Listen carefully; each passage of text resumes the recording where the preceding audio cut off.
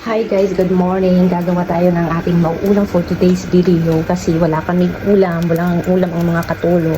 Gagawa tayo ng, iwan ko kung anong saktong tawag dito. Gagawa ako ng sinabawang manok at pork ribs. Kumbaga sinigang at tinola. Pero lahat sila sabaw. So hinalo-halo ko na, nilagyan ko na ng luya, anong tawag sa tanglad? Anong iglis? Iglis sa tanglad, nakalimutan ko tuloy. Yung lemongrass at saka kamatis. Tapos para may maasim-asim siya, gumamit ako ng ng kalamansi. So ang gulay namin na ilalagay ay ang cabbage at saka kunting okra. Ayan guys, tingnan natin mamaya. Kuluan muna natin para lumambot ang ating karne. Ayan. Tapos guys, isisit natin sa 30 minutes para talagang malambot siya.